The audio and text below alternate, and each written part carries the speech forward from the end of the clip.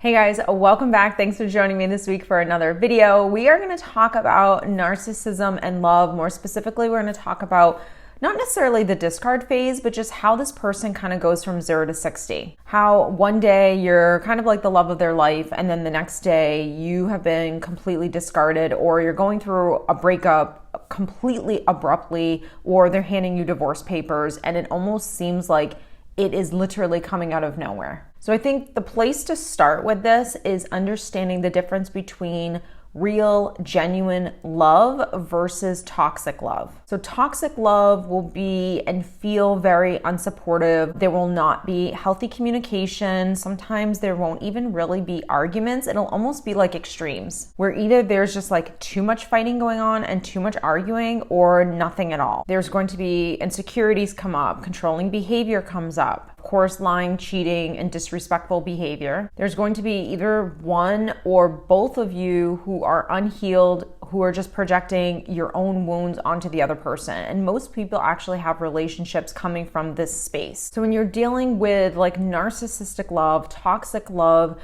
that kind of a relationship is just basically need-based. It is not based on wanting to give, coming from a whole person, coming from a whole sense of self, and me wanting to be in a relationship where there is giving and taking and there is a balance, and I want to give love to you. This relationship is all about taking and what I can get. It is about me. Love, real, genuine, healthy love is about giving. It's about compassion. It's about the ability to put you and your needs not necessarily above mine, but for me to have empathy and consider what it is that you actually are looking for in the relationship. Now, when you're in a healthy relationship and you're looking to give, what you will end up getting is the relationship that you actually desire. Now, this has to come from two people who are at the same space and place in their relationship, meaning they both come into this relationship feeling whole, feeling good, and are looking to give in this relationship. So if two people are giving,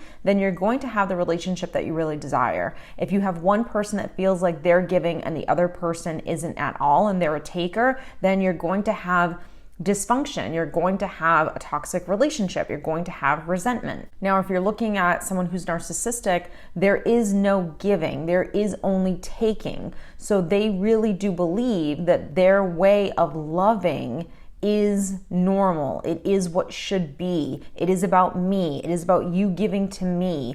And it's coming from that ego narcissistic space versus a healthy sense of self. So if someone who's narcissistic is really just in a relationship looking to get, then you have to be able to give them what it is that they're looking to get. You have to make them feel a certain way. It is your job to constantly boost them up. It's your job to always validate them. It's your job to always apologize. It is your job to admit that you are in the wrong. It is your job not to call them out on anything. It is not to ask for more. It is not to hold them accountable. It is not to say, hey, these are things that you're doing that I don't appreciate. This is how you're behaving, and this is where I feel like you might be disrespecting me. Those kind of conversations don't really happen, and if they do, you're going to end up in a situation where you're going to get discarded, and this is where the relationship sometimes will go from 0 to 60.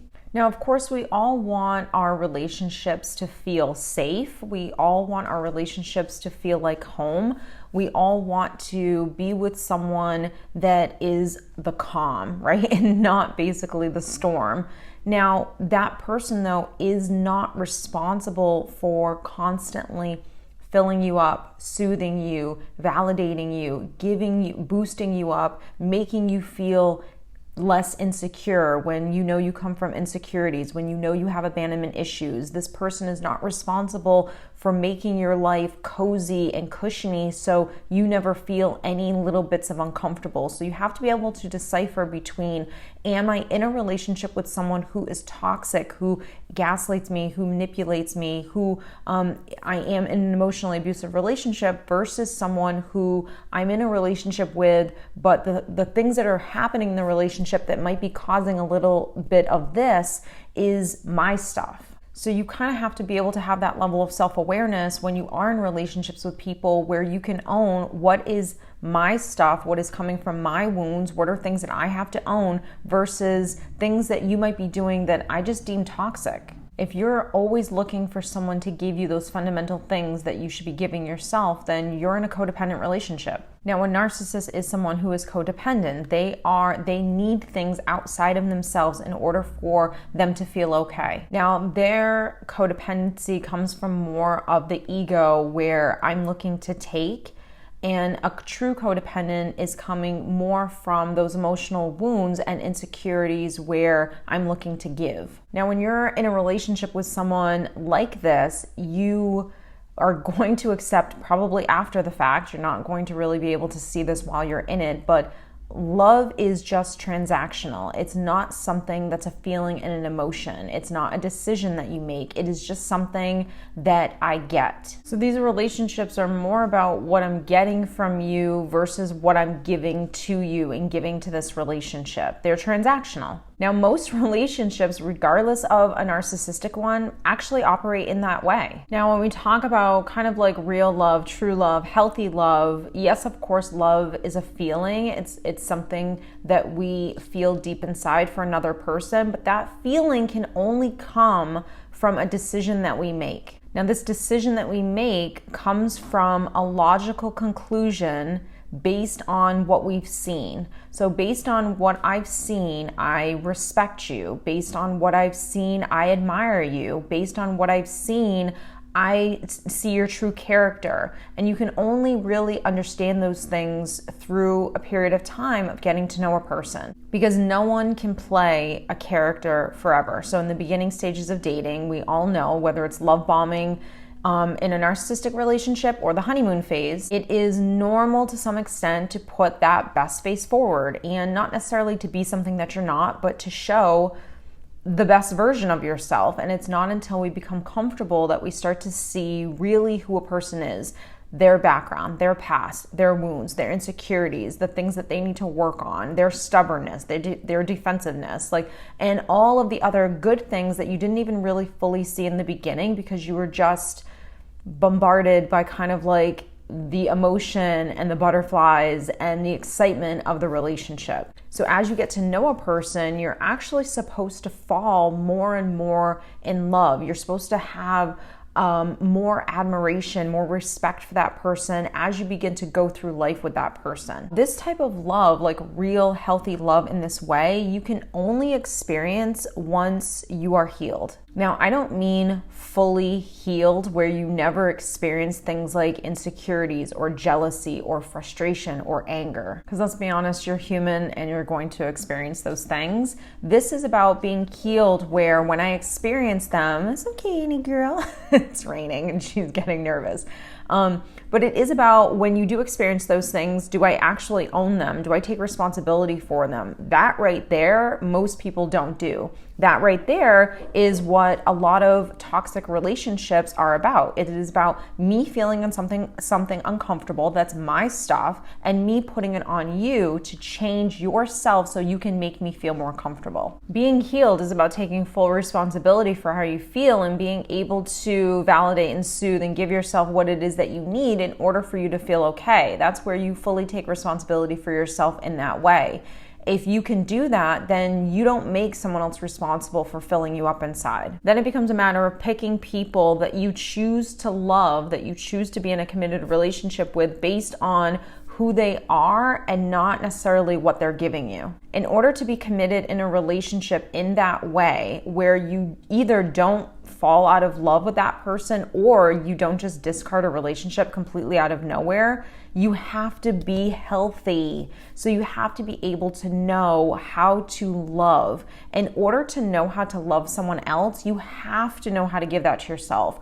I'm not going to be able to be patient with you if I'm not patient with myself. I'm not going to allow myself to be in a relationship with you if I don't have a relationship with myself. I'm going to be with you, but I'm going to look for you to give me things that I should be giving myself, which means I'm looking to get. Now, since someone who's narcissistic has an inability to love themselves, then you're dealing with someone who doesn't know how to love, straight up. So if I don't know how to give myself the things that I need, then I'm going to look for you to give them to me. And if I'm looking to you to give these things to me, then I'm not really looking at you as a person. I'm looking at you as a thing. Now, if I'm looking at you as a thing, then I'm not really in love with you. I'm not really in love with anyone. I don't really even know how to love because I don't know how to give it to me. I'm looking to you to give me things. And even if you do give me everything that I need, it is still never ever going to be enough because I'm either going to do one or two things. Eventually, I'm going to get bored and I'm going to sabotage this because